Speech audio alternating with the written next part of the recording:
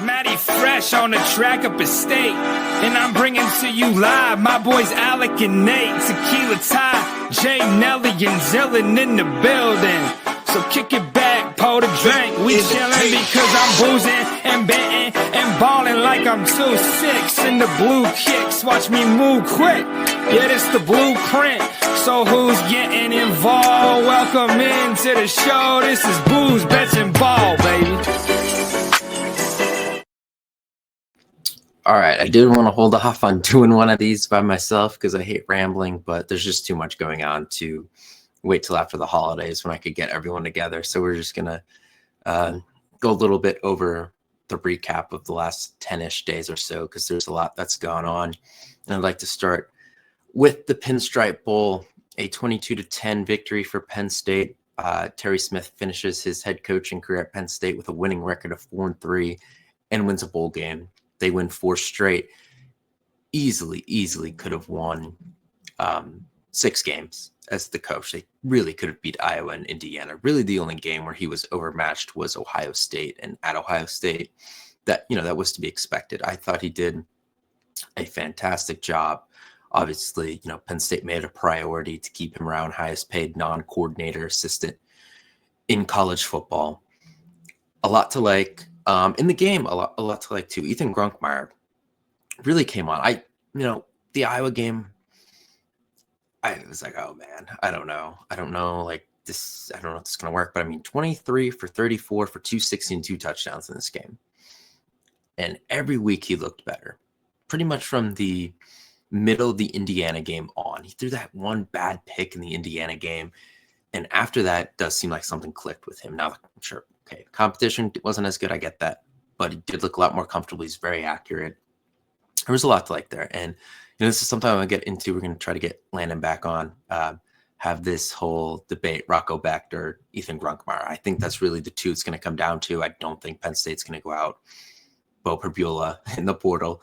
I don't think anyone else. I think it's going to be between those two.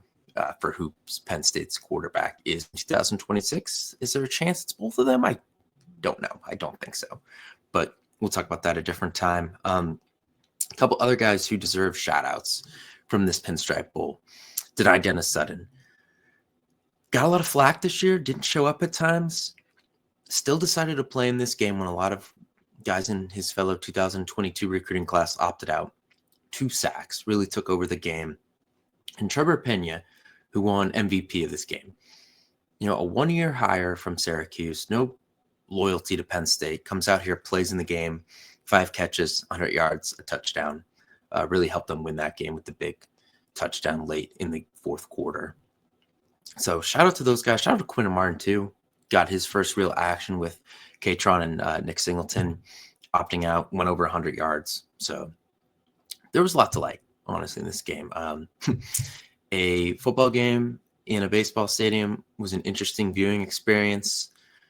Wouldn't say it was my favorite, but it being in the Northeast was cool because a lot of people got to, it was easy for a lot of people to get to that are Penn Staters. So that was fun. But let's kind of talk about how Terry Smith's strong end to the season, him sticking around, correlates maybe to roster rentation. I think it's going to help a lot. I think he made it fun for those guys to, 1, play football, 2, play it together, and 3, play it together at Penn State. I really think he did a lot there. And we're starting to see that early this week with Cooper Cousins saying he's coming back, Anthony Donko saying he's coming back, Andrew Rapolais saying he's coming back. These are kind of the first 3 guys to announce that in a public post on Twitter, Instagram setting. They are some of the most vocal guys on this team. They are guys that you need next year to be good.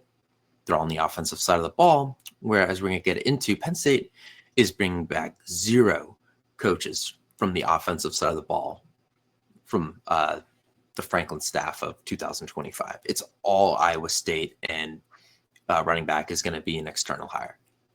There's no attachment to any of these guys, from the players to the coaching staff that's going to be coming in for the 2026 season. So for offensive guys to kind of blaze the trail here and be the first ones to say, hey, we're coming back.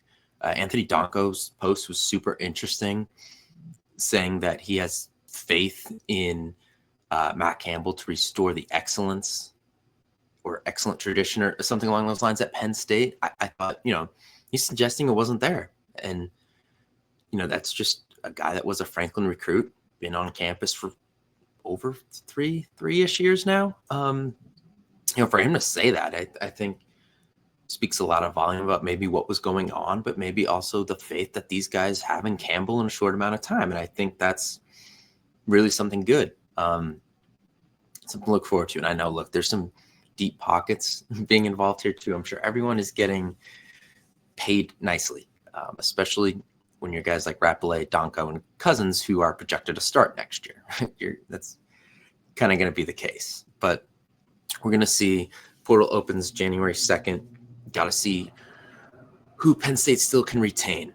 We know they're going to lose Chaz Coleman. That's kind of the big one. Elliott Washington stings a little bit too. I'd say so far everyone else they lost. AJ Harris, I mean, you weren't even really counting on him coming back next year because you thought he'd be good enough to get drafted, and it just doesn't look like that's going to happen. So I don't really consider him a loss because I didn't expect him to be on the 2026 roster anyway. So to me, Elliott Washington, Chaz Coleman, two guys that easily could have started on the defense next year. They're gone.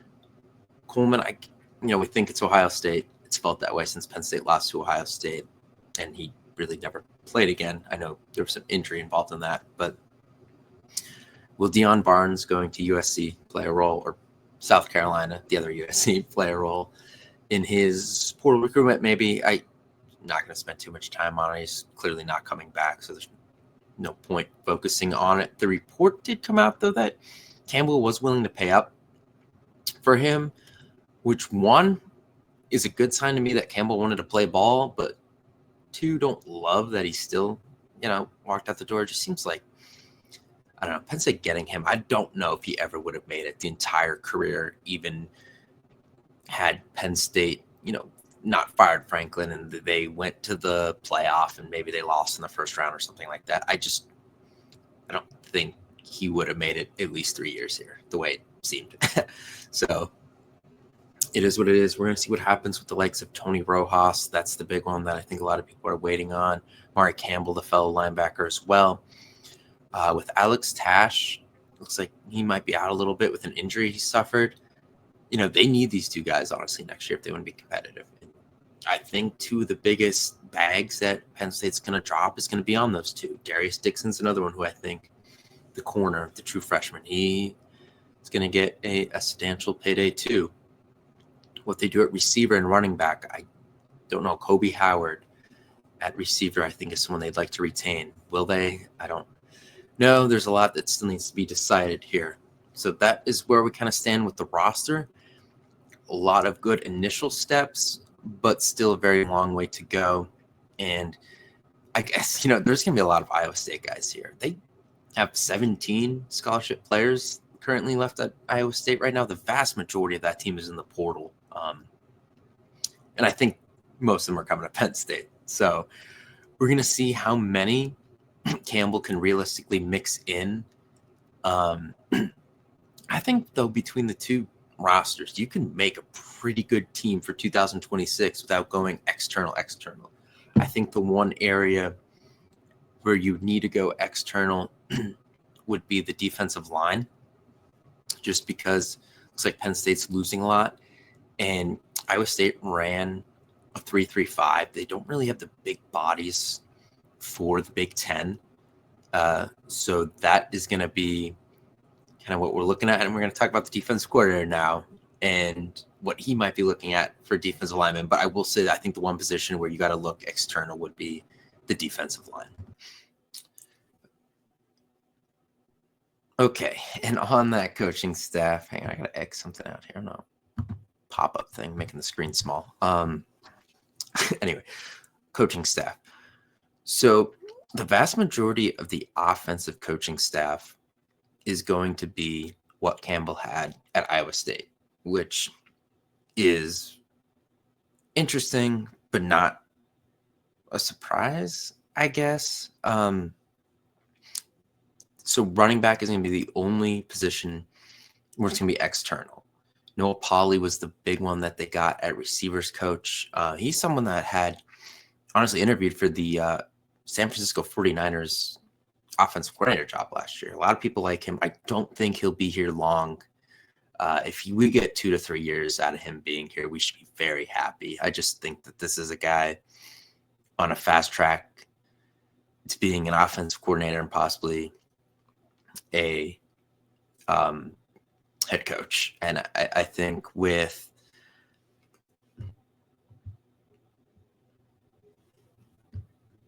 freaking pop-up thing again, sorry about that, but with Brian Hartline, now a head coach, there's an argument that a lot of people think he is the best wide receivers coach in the country.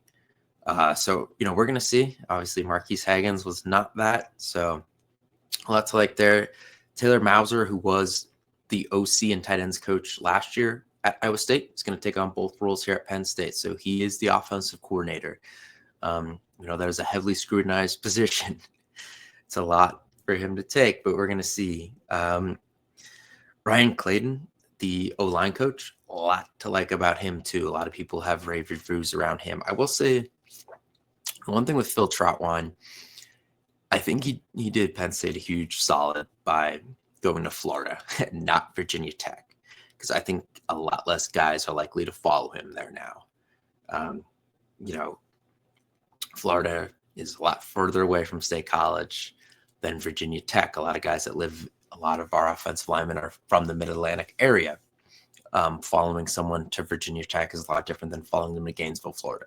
So I'm not saying he did that on purpose. I'm just saying that it worked out well for Penn State. That was the case. But as I mentioned, offensive line, a lot of these guys are coming back. They seem to like what Clayton's putting down. So solid there. Defense, still a lot to be figured out. I think Terry has settled into the cornerback's role, but we have the defense coordinator, and I buried the lead somewhat on purpose just because of terms of timing of things. But D'Anton Lynn, former Penn State defensive back, is going to be the defensive coordinator for Penn State. This is a guy they wanted last year before they pivoted to Knowles, and he said no. But he comes this year now with a new staff in place. Maybe he kind of saw the writing that it might not get much better for him at USC. And as I'm going to get into, this guy that spent 8-ish years as an NFL assistant and then was the UCLA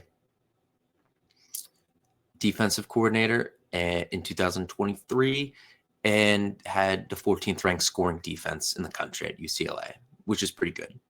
He then goes across town. USC gives him a pretty good paycheck, and they go from 121st in scoring in 2023 to 57th in his first year there with the Trojans. And then this year, not as big of a jump. I think they're somewhere between 41st to 44th in scoring defense. So still an improvement, but not as much from year 0 to year 1 for the USC defense. USC is not known for their defense, especially under Lincoln Riley. So how much of that can you really hold against him? I think the jump he made was pretty significant, and it's something that should excite us. He's now at a school that prides itself on defensive tradition and being strong on that side of the ball. So we're going to see how it turns out, but a lot to like there. What's going to happen with the rest of the defensive staff? Dan Connor, is he the linebackers coach? Maybe. I don't know. Nothing confirmed there yet. And they got to find a D-line coach with Deion Barnes going to USC. I think that one stung a little bit.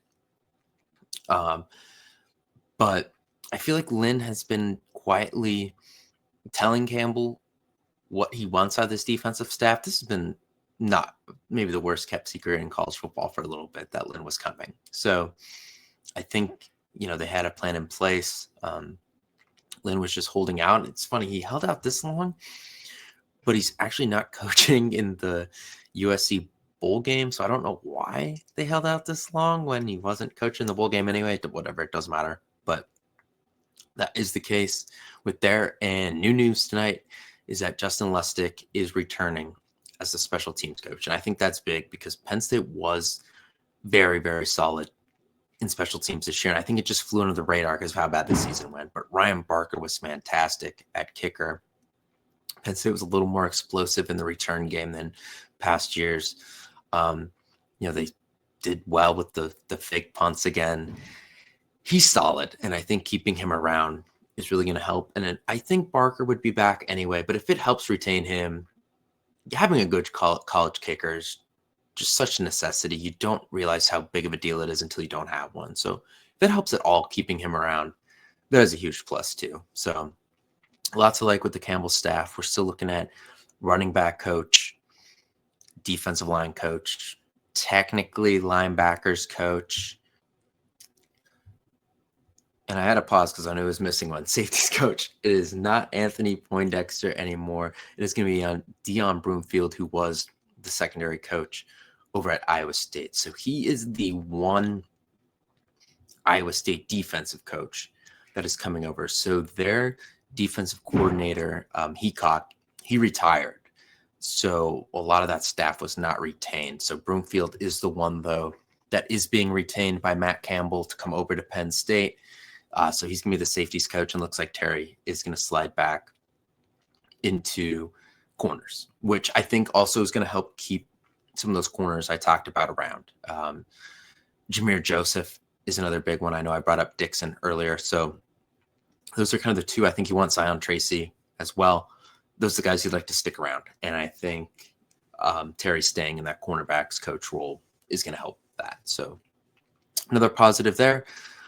We'll be back next week. We're going to do that quarterback comparison, talk about that, see what happens. If Beck does come over to Penn State, going to look at who else is retained on the roster and see how Campbell fills out the rest of the staff. So I promise we'll have a more comprehensive and less rambling-ish episode next week, but wanted to get something out.